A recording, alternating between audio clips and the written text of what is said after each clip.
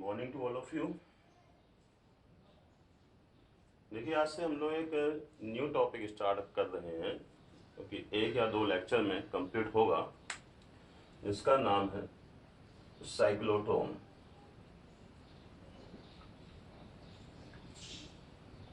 ये है क्या? जब भी किसी न्यूक्लियर स्ट्रक्चर की स्टडी करते हैं या हम किसी सॉलिड में कोई आयन को इम्पैक्ट करवाते हैं, न्यूक्लियर स्ट्रक्चर की स्टडी करने के लिए हमें फास्ट मूविंग चार्ज पार्टिकल की रिक्वायरमेंट होती है। ये आप लोगों ने क्लास 10th में पढ़ा है, जब हम लोग न्यूक्लियर फिजन और फ्यूजन पढ़ते थे। तो अब फास्ट मूविंग पार्टिकल की बात आ रही है, तो ये फास्ट मूविंग पार्टिकल कहाँ से आएंगे? उसके लिए बहुत सारी डिवाइस बनाई गई जिनके बेसिस पे हम लोग हाई एनर्जेटिक पार्टिकल्स को प्रोड्यूस करते हैं। हाई एनर्जेटिक पार्टिकल का मतलब ये मान लीजिए कि आप उसकी वेलोसिटी को इंक्रीज कर दीजिए। आप वेलोसिटी इंक्रीज कर देंगे तो जाहिर सी बात है काइनेटिक एनर्जी बढ़ जाएगी, और उस काइनेटिक एनर्जी का यूज करते हुए वो चार्ज पार्टिकल न्यूक्लियस को हिट कर देगा, और उसके बेसिस पे हमें कई कई चीज़ों की जानकारी होती है जो आप लोग न्यूक्लियर फिजिक्स में पढ़ते हैं। उसी के बेस पे ये एक डिवाइस है, इसको पार्टिकल एक्सेलरेटर बोलते हैं। इसका नेम साइक्लोट्रॉन। इसका इन्वेंशन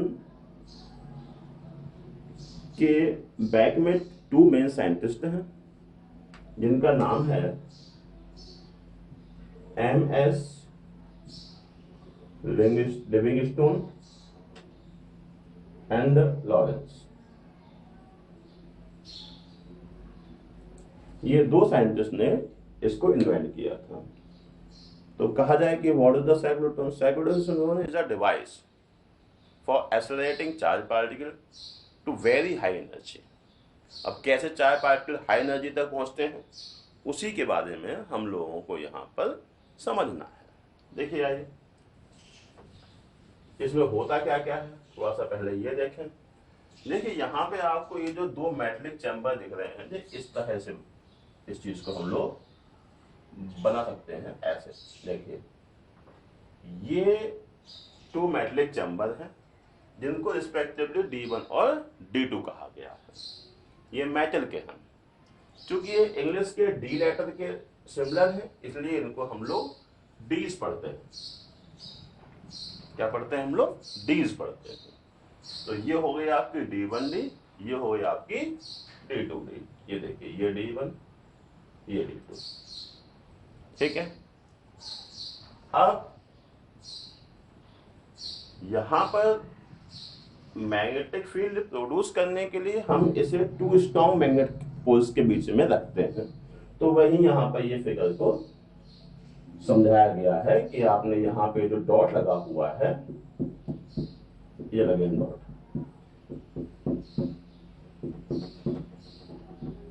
ये परपेंडिकुलर मैग्नेटिक फील्ड है और आउटवर्ड डायरेक्शन में, जो आपको यहाँ पर क्लियर दिख रहा है।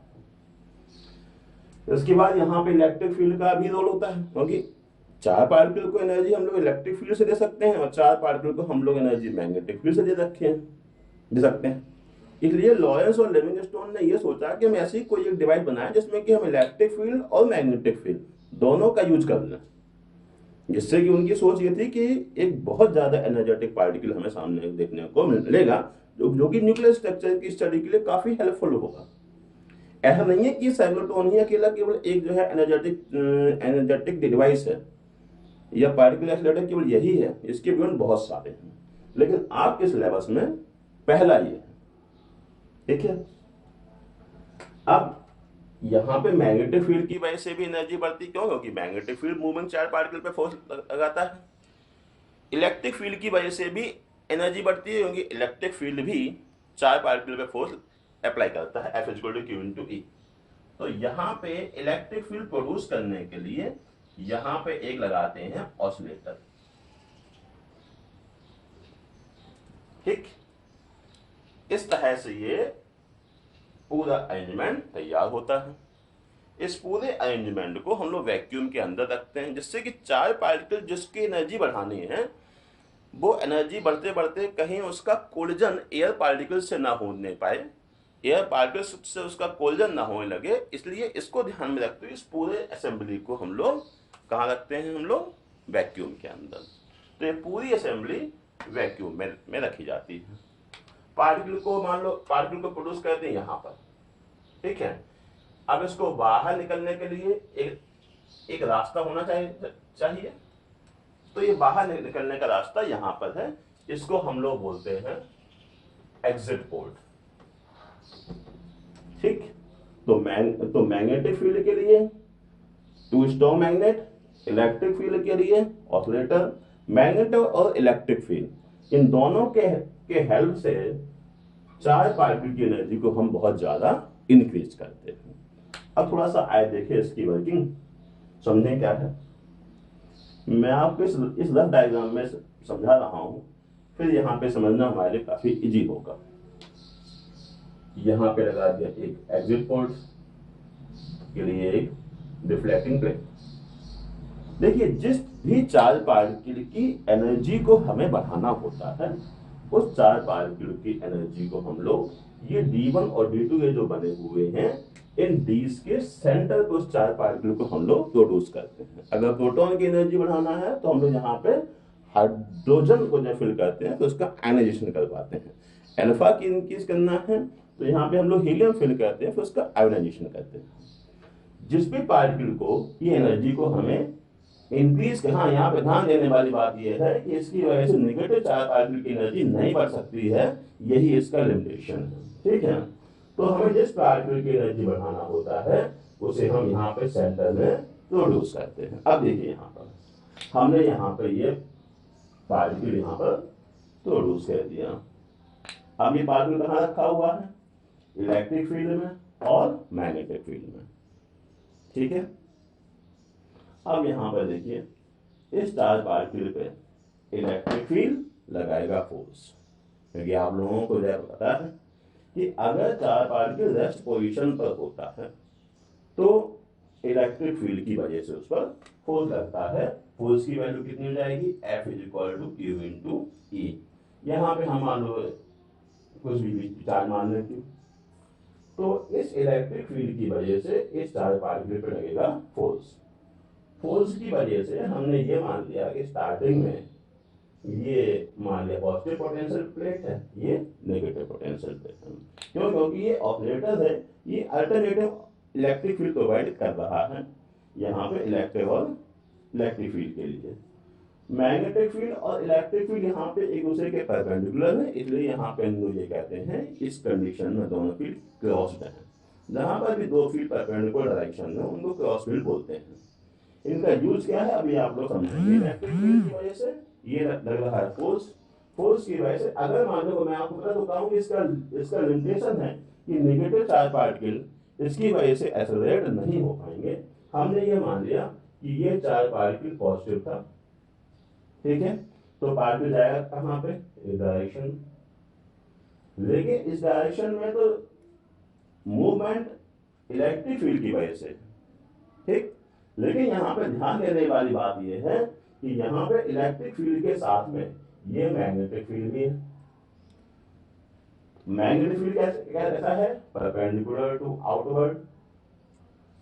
मोशन कहाँ हो रहा, इस डायरेक्शन में, तो मोशन और इलेक्ट्रिक फील्ड, मोशन किस डायरेक्शन में, इस डायरेक्शन में।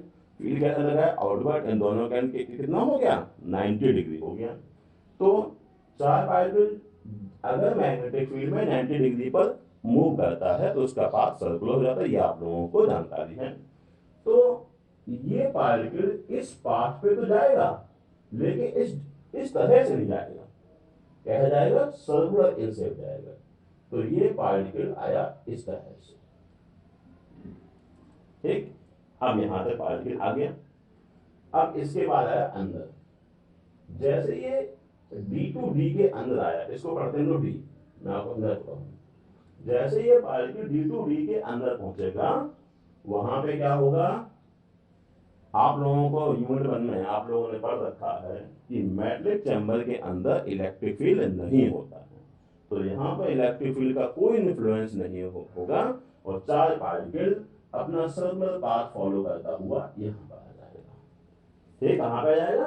पूरा सर्कुलर पाथ फॉलो करते हुए यहाँ पर आएगा under the effect of magnetic field. Electric field metal के अंदर नहीं होता है, मेटल के अंदर इस पर इलेक्ट्रिक फील्ड का कोई इफेक्ट इस चार्ज पार्टिकल की मोशन पर नहीं पड़ेगा।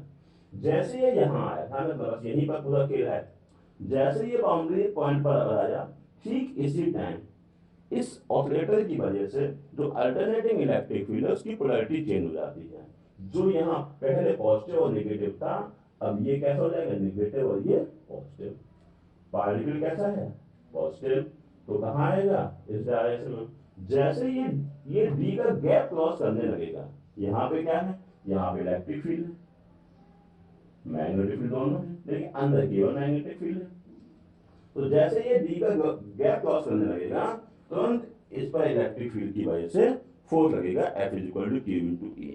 जैसे ही फोर्स लगा, तो आप लोगों को जो पता है फोर्स लगने से क्या हो जाएगा? एक्सेलरेशन इंक्रीज कर जाएगा, फोर्स लगेगा तो एक्सेलरेशन लगेगा।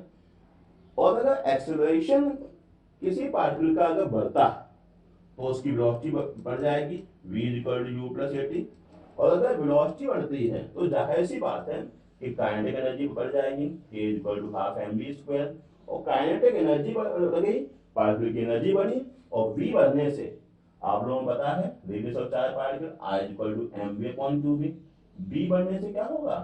रेडियस बढ़ जाएगी। इसका मतलब यह हुआ कि पार्टिकल की एनर्जी तो यहाँ पे इंक्रीज करेगी जैसे ये गैप क्रॉस करेगा, लेकिन वेलोसिटी के बढ़ने से रेडियस भी बढ़ जाएगी। तो जो चार्ज पार्टिकल पहले इस पाथ पे जा रहा था, अब वो इस पाथ पर नहीं जाएगा, वो एक इंक्रीजिंग रेडियस के पाथ पर जाएगा। तो पार्टिकल कहाँ जाएगा? इसकी रेडियस यहाँ पर इंक्रीज कर जाएगी, इसलिए ये अपने फिर से पाथ को फॉलो नहीं कर पाएगा। फिर ये मैग्नेटिक चैम्बर के अंदर पहुंच गया। मैग्नेटिक चैम्बर में क्या है? केवल मैग्नेटिक फील्ड अपना सर्कुलर पाथ फॉलो करेगा, यहां तक आएगा। जैसे ये यहां आएगा, ठीक उसी टाइमिंग में पोलैरिटी फिर रिवर्स हो जाएगी।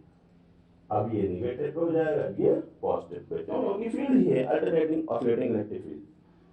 अब यहाँ पे जैसे ही आया, जैसे ये चार पार्टिकल इस गैप को क्रॉस करने लगेगा, तुरंत इलेक्ट्रिक फील्ड की वजह से force F = Q × E, acceleration बढ़ेगा, वेलोसिटी बढ़ेगी, काइनेटिक एनर्जी बढ़ेगी, और वेलोसिटी बढ़ने से रेडियस बढ़ जाएगी।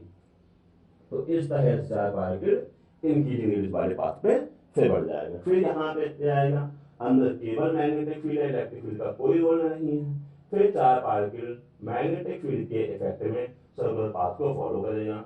जैसे ये यहाँ बाउंड्री पर आएगा, फिर से वही प्रोसेस है कि अब ये फील्ड यहाँ पर अल्टरनेटिंग की वजह से ये नेगेटिव पे और ये पॉजिटिव पे।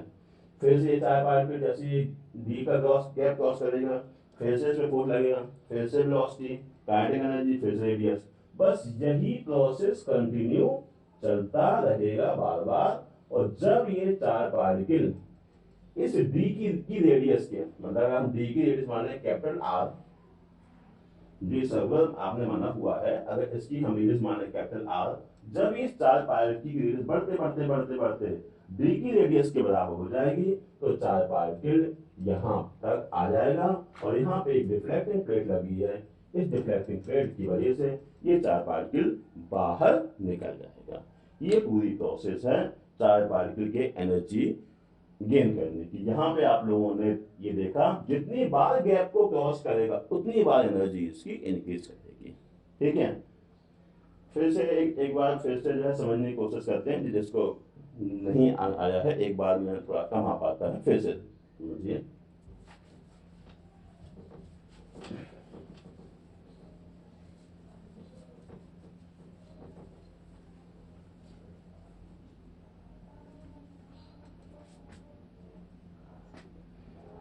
ये मान लिया 2 मैट्रिक चैम्बर्स हैं,